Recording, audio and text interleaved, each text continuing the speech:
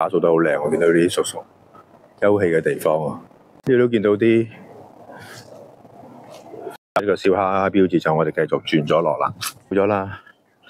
見到呢個牛污水塘啦，有啲大蝌蚪咁，咪睇下呢粒咩嘢嚟呢粒？你好，我係劉比利啊。今日我哋帶緊大家去呢個牛污水塘。咁我哋喺大學站咧可以搭287啦，或者87號機過嚟呢度落嘅。呢個就錦英苑啦。我哋落咗呢個巴士站咧，就過馬路入咗呢個錦英苑方向啦。咁啊，跟住行人路呢度上啦，沿住呢個錦祥角後邊方向行啦。咁今日行程好簡單嘅啫，牛污水塘嚇。咁啊，其實基本上喺利安村啊、錦英苑後邊山上嘅啫，會經過一個水庫嘅。咁啊，大概來我諗個零鐘就可以行完噶啦。呢個遊樂場嘅方向啦，咁啊條小路就可以過去嘅。係啦，咁你寫住小心有野豬啊，大家。好，我哋行啦。到呢個小路上山坡位，咁呢度直上啦，我哋。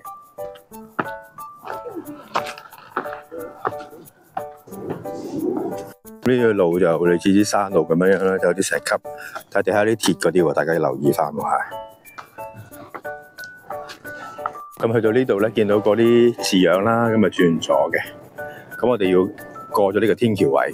咁喺利安村咧嗰邊都有得上嘅，係啦。咁我哋因為搭巴士嚟啦，咁就喺呢個錦英苑落車，咁啊行呢啲石屎路過嘅。咁朝頭早呢度都好多長者喺度行山啊、晨運徑咁樣樣。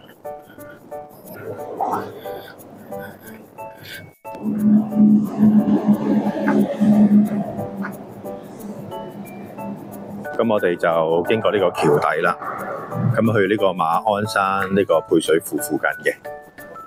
咁呢邊都打掃得好靚，我見到啲叔叔休憩嘅地方喎，有橋底嚟嘅全部都。咁至於呢個水庫咧，嗰個隔離嗰個牛污水塘啦，都好出名嘅。點解咧？因為之前都有啲大媽喺度咧，喺度沖涼嘅。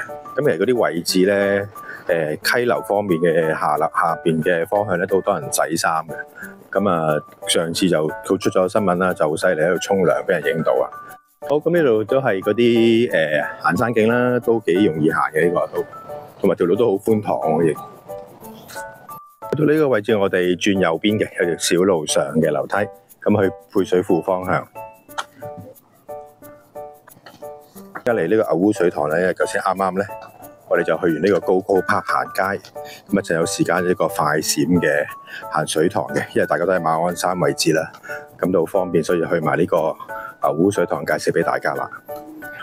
轉龍就比較輕鬆啲啦，因為之前都嚟過2次，咁啊可以上馬鞍山吊手岩方便嘅。咁今日我哋唔係咁劇烈啦，就行翻啲簡單嘅路線。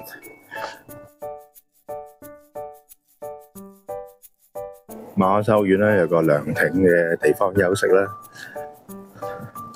咁我哋繼續行啦，我哋喺個亭側邊咧條小路行嘅。咁呢度就去牛污水塘嘅嚇。咁啊，大家留意啲山路啦，因為都高高低低啊，有啲嚇唔係平路嚟噶嚇。跟住過咗我哋嗰個郊遊徑路啦，已經靠左邊呢條路行嘅，直去啦。見到紅色呢個標誌就繼續行啦。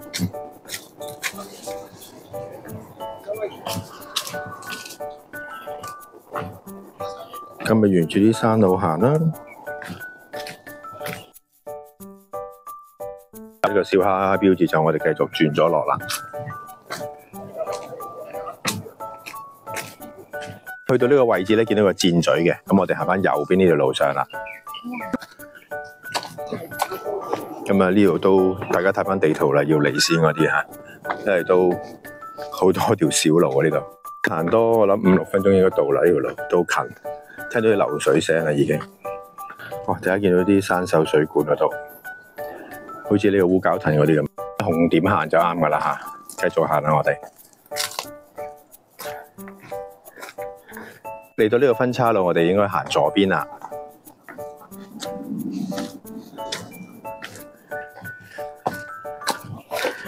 好啦，我哋到咗啦，見到呢個牛污水塘啦。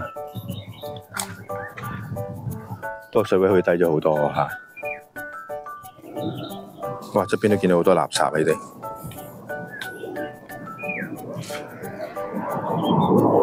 好，我哋影個180度俾大家望下先。呢個就牛污水塘啦。平爽，唔知大家可能喺度夏天嚟玩，可能會。咁我哋行一行上去上樓嗰邊啦，睇下冇啲堤壩可以影下相啦嚇。喺右手邊呢邊上嘅，好快咧，半個鐘左右我哋就嚟到呢度啦。咁啊喺呢個錦英苑嚇，咁啊大家記住啊，大學搭車過嚟最近嘅，咁就係你九龍入嚟都可以啦嚇。嗰啲瀑布溪流望下先。咁你見到分岔路嘅左邊嚟到咧，我哋可以見到去溪流啦。咁右邊呢度咧，可以上去呢個吊手岩方面嘅，即係馬鞍山方面嘅。咁我哋行左邊啦。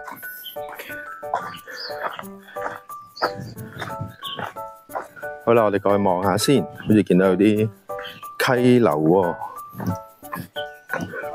我諗夏天呢度可能都會有人嚟玩水啊，嬉水嚇。哇！呢個景都 OK 喎。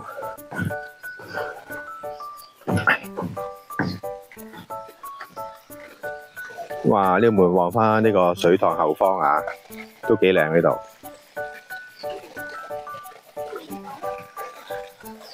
哇！呢個位可以真係浸下浴都 OK 喎，如果夏天咁近市區嚇。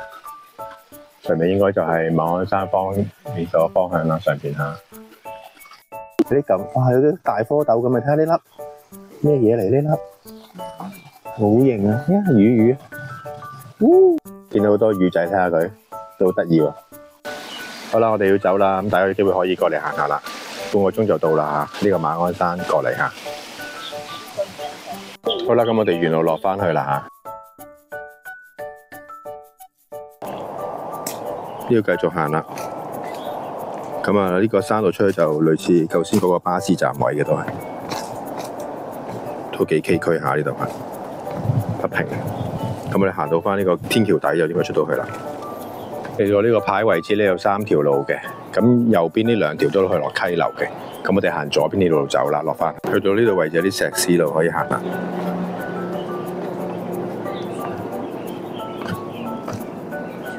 好，出翻去大路啦。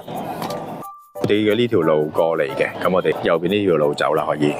終於過咗呢個天橋隧道下邊就夾擋住路，啲大夾仔。